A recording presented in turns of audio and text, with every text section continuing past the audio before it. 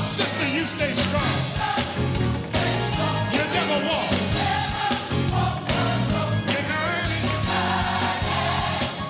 United together. United.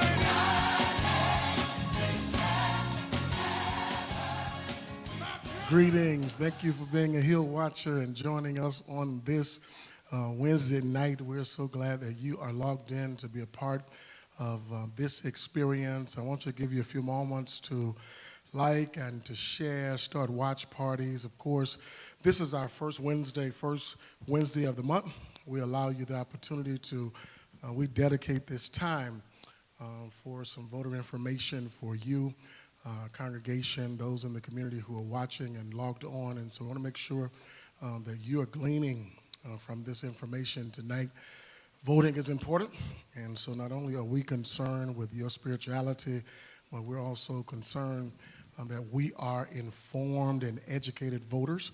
And so we're blessed to have Sister Muriel Jones, who has been a critical part, important piece of making sure that she gets information to us, because she's concerned about making sure we're informed voters as well. And so tonight, there's a wealth of information that we're going to present to you with some participants that we have here with us on this Wednesday night. So pause for a minute. Don't you dare log off and head to another church like you do on Sundays. Hang out with us right now and let's glean from this information. And so I don't want to delay any further. Sister Jones is coming and she's going to guide us through what tonight looks like. Thank you for being with us and thank you for being a Hill Watcher. Sister Jones?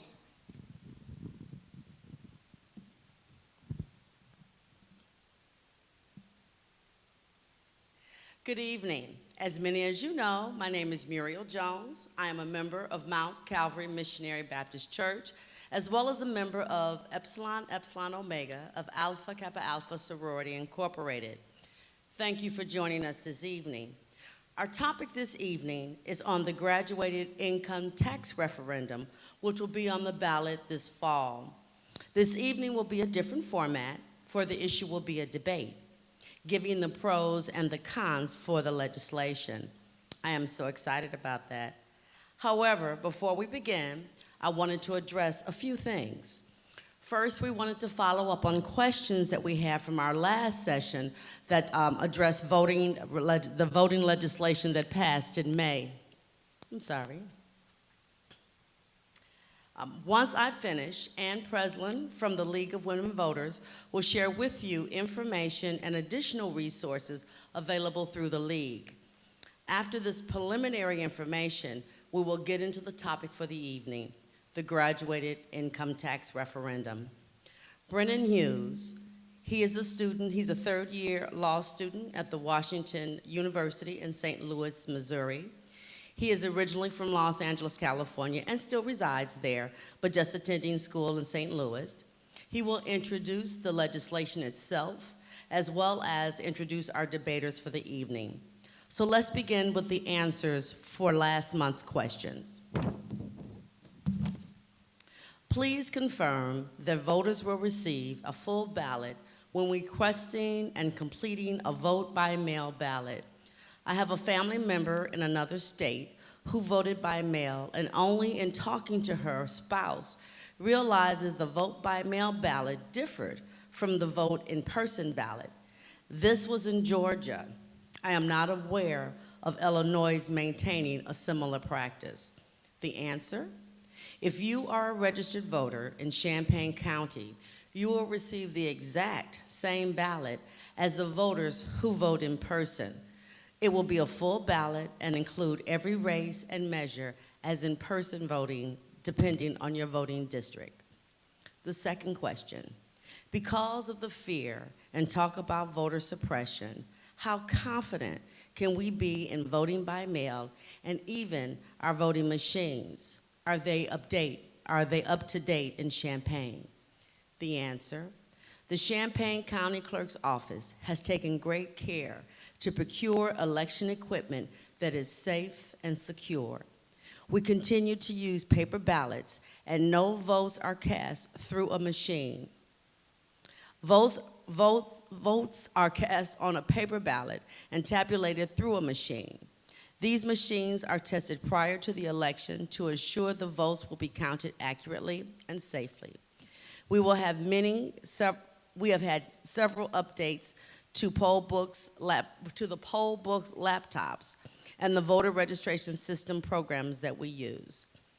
Third and last question, if you requested a ballot by mail, but you choose to vote in person, what do? You need to bring that ballot with you to the polls. Of course, you haven't used it. You will turn it in, and then you'll be able to vote in person as you normally do. Please watch your mail. They have started to send out the request for your mail-in ballot. Make sure that you send that in. I would suggest that you not wait till the last minute. Please request your ballot as early as possible. Then please return your ballot as quickly as possible so that we can make sure that all votes are counted. So at this time, I'm going to turn it over to Ann Preslin from the League of Women Voters. Thank you, Muriel, and hello, everyone. I'm glad to be here again tonight to share with you some more information from the League of Women Voters. Every election season, the League provides information, nonpartisan information, to all those in Champaign County. And this year we have some special new additions that you might want to take a look at. When you go to the League of Women Voters website, there is a special page on the website, and I believe we'll have the link to that page up on the screen. It's called Grow the Vote. The League has decided to name our voter campaign this year Grow the Vote because that's exactly what we, and I know all of you, want to do. And I wanted to let you know about some things on that site that you might want to take advantage of.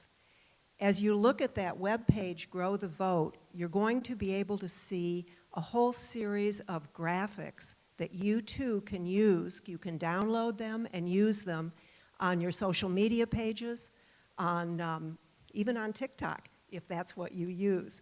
These are free for you to use. They're all nonpartisan, and they give messages. And one of the messages is about registering to vote online. The graphic says, making dinner takes a while. Registering to vote doesn't, which is true. And the easiest way for anyone who has not registered to vote yet is to register online. So on all of those graphics, you'll see the place on the State Board of Elections website to do that. This page on our website also includes a flyer that you can download and share, maybe with other groups or organizations you belong to, that again provides information about how to register to vote online.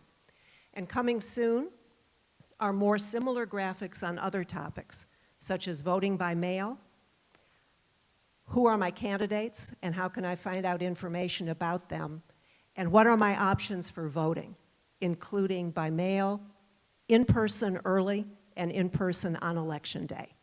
So all of these resources are for you to use and to share.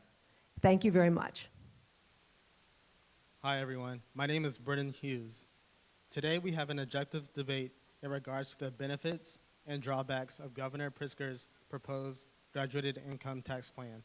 The debaters are Imani Maatuka and Shayla Maatuka. Imani Maatuka is a rising third-year law student at Washington University in St. Louis. She was born and raised in Champaign, Illinois, and is a member of Gamma Omega chapter of Alpha Kappa Alpha Sorority Incorporated.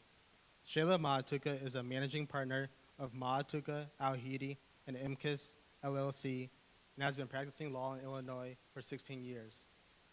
She is also a member of Epsilon Omega chapter of Alpha Kappa Alpha Sorority Incorporated. Under Illinois' current tax plan, every resident is taxed at a flat rate of 4.95%.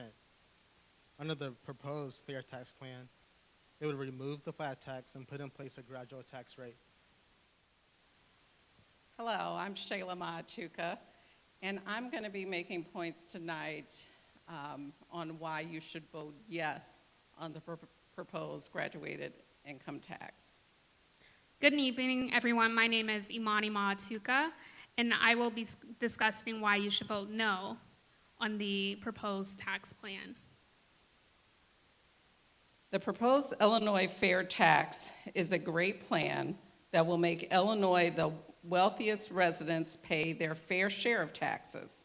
Currently, under the flat tax, the middle class is burdened with having to pay a bigger portion of their hard-earned money, while the 3% is able to skate by with only paying a small amount of their income. Shayla, I agree with you partly, and I also disagree. The upper middle class would be taking the brunt of this burden of this new tax plan. Is this simply a penalty for the rich? Shouldn't everyone be equal under the law? If you guys could take a look at this chart, it shows what everyone is paying now compared to what we will be paying under the new progressive tax. Right now, all single and joint filers in Illinois, no matter how much you make, is taxed at a rate of 4.95%. Under the progressive tax, single filers and married filers making $0 to $10,000 will only pay 4.75%. Single and married filers making between $10,000 to $100,000 will be taxed at a rate of 4.9%. Single and married filers making between $100,000 and $250,000 will be taxed at 4.9%. That's the current tax rate. So everyone making $250,000 or lower will be taxed at the current tax rate or less under the progressive tax.